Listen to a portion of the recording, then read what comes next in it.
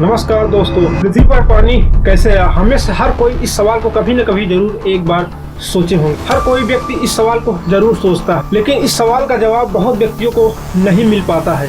और कुछ व्यक्तियों को जब इस सवाल का जवाब नहीं मिल पाता तो अपनी एक अलग से थ्योरी बना लेते हैं। और कुछ व्यक्ति ऐसे होते हैं जो सीधा सीधा भगवान के ऊपर थोप देते हैं कि भगवान ने ही पृथ्वी पर पानी लाया है। दोस्तों, ये सीधा सीधा गलत है। आज दुनिया भर में बहुत सारी स्टडी और रिसर्च की जा चुकी है जो बताते हैं कि पृथ्वी पर पानी कैसे आया है। एक स्टडी बताती है कि पृथ्वी पर पानी कैसे आया जो बहुत सारे लोगों के दिमाग में भरा हुआ है, वो है उल्का पिंड द्वारा पृथ्वी पर पानी आया है। दोस्तों, इस पर एक बहुत बड़ा प्रश्न उठता है कि आखिर कैसे उल्का ने इतना पानी पृथ्वी पर कैसे ला दिया। दोस्तों, एक बार ध्यान से सोचो, अगर उल्का पानी लाते हैं तो उस उल्का में पानी की मात्रा लगभग 10% या 5% के बीच ही रहेगा।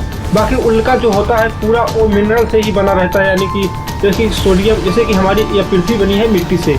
दोस्तों, अगर पृथ्वी पर पानी जो इतना आया हुआ है उसके साथ मिट्टी भी बहुत सारी आई होगी, आखिर वो मिट्टी कहाँ गई? इसलिए इस पर एक सवाल उठाया जा सकता है। दोस्तों, कुछ स्टडी बताती है कि हाइड्रोजन और ऑक्सीजन के मिलने से पानी बना है पृथ्वी पर। लेकिन दोस्तों, इस पर भी सवाल उठता है कि आखिर इतना हाइड्रोजन और ऑक्सीजन आया कहाँ पृथ्वी पर?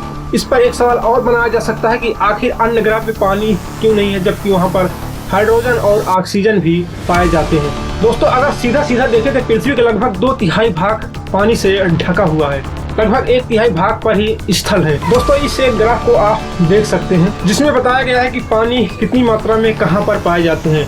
ओशियन में लगभग 97.24% पाया जाता है और ग्लेशियर में, जो समुद्र में ग्लेशियर पाए जाते हैं, पहाड़ों पर जैसे कि हिमालय हो गया, इंडीज की पहाड़ियों पर जो ग्लेशियर पाए जाते हैं उसमें लगभग 2% के आसपास जल पाए जाते हैं जो कि जमे हुए अवस्था यानी कि बर्फ की अवस्था में रहते हैं। और जो पानी हम जमीन से निकालते हैं अपने यूज के लिए, जिसे हम पीने के लिए उपयोग करते हैं, उसकी मात्रा लगभग 0.061% है। और वायुमंडल में हमारे लगभग 0.001% पानी एग्जिस्ट करता है। दोस्तों, इस तरह से हमारे पृथ्वी पर लगभग 100% पानी आ जाता है जो लगभग पृथ्वी का 2/3 भाग ढक लेता है। तो साल 2020 में जापान का एक हायाबुसा 2 नाम का एक उपग्रह लॉन्च किया गया था जो एक रियोगी नाम के एस्टेरॉयड पर गया था और उस एस्टेरॉयड से कुछ मिनरल्स लाए थे। वैज्ञानिक उस मिनरल से यह खोज करना चाहते थे कि आखिर पृथ्वी पर पानी उल्का पिंडों ने कैसे लाया। लेकिन जो मिनरल लाए थे इतना कामयाब नहीं साबित हुआ, यानी कि नहीं बता सका कि पानी पृथ्वी पर कैसे आया।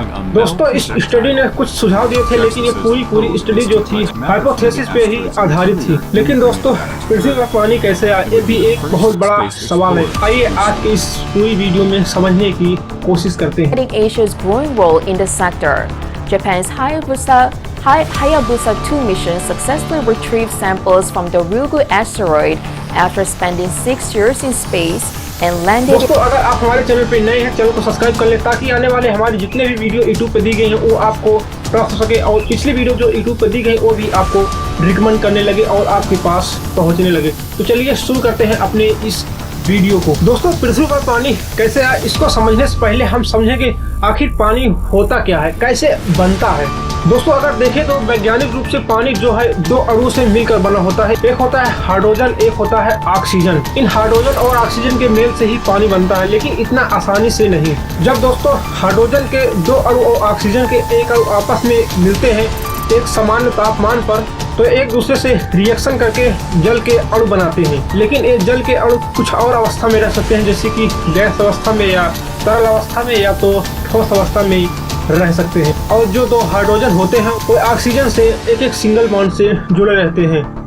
इस एक ग्राफ को देख सकते हैं, चित्र को देख सकते हैं कैसे एक दूसरे से हाइड्रोजन ऑक्सीजन से जुड़े हैं। दोस्तों, अगर इसके भौतिक गुण की बात करें तो पानी जो होता है 3 अवस्था में रह सकते हैं, ठोस, द्रव और गैस। दोस्तों, ठोस वो होते हैं जो बर्फ अवस्था में रहते हैं, द्रव अवस्था यानी कि तरल यानी जो पानी देखते हैं, और गैस अवस्था में वेपर जिसे कहते हैं यानी कि भाप। दोस्तों, अगर जल के अणु बर्फ अवस्था में है तो अगर उसका तापमान धीरे धीरे बढ़ाया जाए तो पहले द्रव अवस्था में आएंगे, फिर उसके बाद गैस बनेंगे यानी कि वेपर यानी कि गैस अवस्था में कन्वर्ट हो जाएंगे।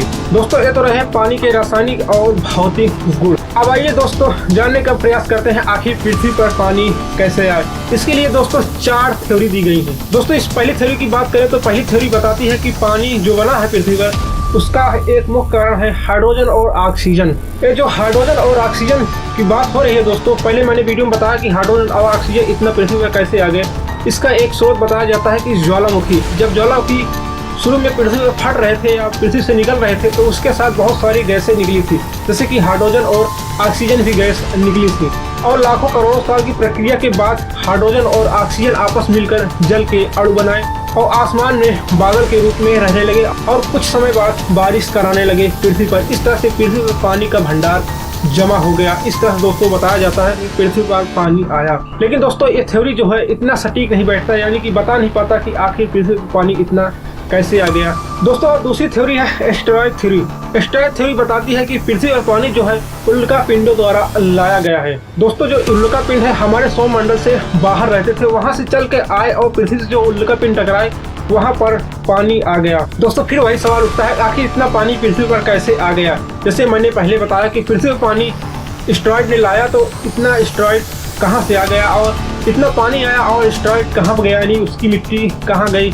तो कोई पहाड़ तो बनाया नहीं, समुद्र में गिरा होगा यानी कहीं और गिरा होगा, तो वहाँ का मिट्टी कहाँ चला गया, ये भी एक बहुत बड़ा सवाल है। जो एस्टेरॉयड की बात हो रही है, एस्टेरॉयड जो हमारे सौरमंडल के नहीं बल्कि सौरमंडल से बाहर आते हैं और हमारे पृथ्वी पर टकराते हैं तो वहाँ पर पानी लाते हैं। इसके पीछे एक और सवाल खड़ा हो जाता है कि आखिर मंगल ग्रह पर पानी क्यों नहीं है, वहाँ भी तो एस्टेरॉयड टकराए हुए हैं। शुक्र ग्रह पे पानी क्यों नहीं है, वहाँ पर एस्टेरॉयड टकराते रहते हैं, ऐसा क्यों है। आज भी एस्टेरॉयड टकराते रहते हैं, तो क्या पृथ्वी पर पानी बढ़ता चला जा रहा है, ये भी एक बहुत बड़ा सवाल है। आगे हम आपको एक वीडियो बनाएंगे आखिर पृथ्वी पर पानी कम हो रहा है कि या बढ़ता जा रहा है, ये भी एक बहुत बड़ा महत्वपूर्ण टॉपिक हो सकता है। और दोस्तों तीसरी थ्योरी है कॉमेट थ्योरी। कॉमेट यानी क्षुद्र ग्रह। क्षुद्र ग्रह का नाम सुनते ही आपके दिमाग में एक सवाल जरूर आता होगा, आखिर क्षुद्र ग्रह होते क्या हैं।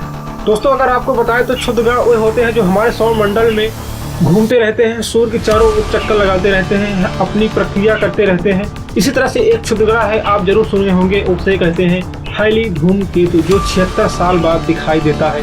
की बार दोस्तों 2072 में ये दिखाई देगा। दोस्तों एक क्षुद्र ग्रह जो है हमारे सौरमंडल के मंगल ग्रह और बृहस्पति ग्रह के बीच पाए जाते हैं बहुत बड़ी मात्रा में। दोस्तों वहां पर अभी तक कोई सैटेलाइट उतारा नहीं गया है, क्योंकि वहां पर जाने के लिए बहुत सारी समस्याओं का झेलना पड़ता है, क्योंकि वहां पर इतने सारे क्षुद्र ग्रह हैं कि हमारे सैटेलाइट पर टकरा जाएंगे, हमारे सैटेलाइट नुकसान का सामना करना पड़ेगा। दोस्तों ऐसा अंदाजा लगाया जाता है इन्हीं क्षुद्र ग्रह में पाए जाते हैं जल के अणु। ये जल के अणु धीरे धीरे कभी न कभी करोड़ अरबों सालों में पृथ्वी से टकराए होंगे धीरे धीरे करके, और इसी तरह से पानी जमा होता चला गया और पृथ्वी पर पानी आ गया। दोस्तों फिर एक सवाल उठता है आखिर मंगल ग्रह पे पानी क्यों नहीं है, बृहस्पति ग्रह पे पानी क्यों नहीं है, शनि और अरुण ग्रह पर पानी क्यों नहीं है, क्योंकि इसके पास ही एग्जिस्ट करते हैं। हालांकि बात छोड़िए मंगल ग्रह पे पानी क्यों नहीं, वो तो एकदम करीब है इन क्षुद्र ग्रह के पट्टियों के बीच में। दोस्तों चौथी थ्योरी है सोलर नेबुला थ्योरी। दोस्तों ये थ्योरी बहुत ही महत्वपूर्ण साबित हो सकती है आखिर पृथ्वी पर पानी कैसे आया इसको पता लगाने में। दोस्तों ये थ्योरी बताती है कि हमारे सौरमंडल से पहले यहाँ पर एक सोलर नेबुला हुआ करता था। नेबुला वही होता है जिससे सौरमंडल बनते हैं। दोस्तों सूरज कैसे बना, इस पर हम एक नया वीडियो बनाएंगे, तो उसमें आपको समझ में आएगा कि सोलर नेबुला क्या होते हैं, कैसे काम करते हैं। दोस्तों इन सोलर नेबुला में पहले से जल के अणु विद्यमान थे, वैज्ञानिक ऐसा रिसर्च करते हैं। दोस्तों सोलर नेबुला बताता है कि कैसे सौरमंडल बना, इसलिए दोस्तों इसको आप शायद ही कम समझ पाएंगे। अगर आपको आसानी समझाए तो सोलर नेबुला एक तरह से धूल कण से बने हुए होते हैं। हुआ था क्या कि लाखों अरबों सालों की प्रक्रिया के बाद एक सूरज बना और उसके चारों धूल कण जो थे नाचने लगे थे, और धूल कण धीरे धीरे ग्रेविटेशनल फोर्स से इकट्ठा हो गए और पृथ्वी का रूप धारण कर लिए, यानी कि ग्रह का रूप धारण कर लिए। इस तरह से बहुत सारे ग्रह बन गए, जैसे कि हमारे पास आज 8 ग्रह मौजूद हैं। दोस्तों इस तरह से पृथ्वी पे पानी के जल के अणु ही आ गए थे। दोस्तों फिर वही बात, आखिर मंगल पे पानी क्यों नहीं है, बृहस्पति पे पानी क्यों नहीं है। दोस्तों अगर इन चारों थ्योरी पर बात करें तो कोई थ्योरी बता नहीं पाता कि पृथ्वी पे पानी कैसे आया। लेकिन दोस्तों एक सिंपल सी बात है कि अगर पानी है तो वहाँ पर हाइड्रोजन और ऑक्सीजन जरूर होंगे, और इन्हीं हाइड्रोजन और ऑक्सीजन के केमिकल रिएक्शन से पानी बना है। तो दोस्तों पहली थ्योरी जो बताया था कि हाइड्रोजन और ऑक्सीजन मिलकर आपस में पानी बनाए, वो थ्योरी ज़्यादा सटीक बैठ जाती है। और दूसरी थ्योरी जो एस्टेरॉयड थ्योरी थी वो बताती है कि पृथ्वी पे पानी उल्का पिंडों ने लाया, ये भी काफ़ी हद तक सटीक बैठती है। लेकिन दोस्तों एक चारों थ्योरी बताती है कि पृथ्वी पर पानी कैसे आया, ये जिम्मेदार भी साबित होती है, क्योंकि दोस्तों हमारे पास अभी कोई और रिसर्च के लिए कोई सबूत नहीं है। दोस्तों अगर आपके मन में कुछ सवाल हो तो आप हमें कमेंट करके हमें जरूर बता सकते हैं, और आपको जिस टॉपिक पर वीडियो चाहिए आप हमें कमेंट करें और हम उस टॉपिक पर वीडियो जरूर लाएंगे। तब तक के लिए बहुत बहुत धन्यवाद।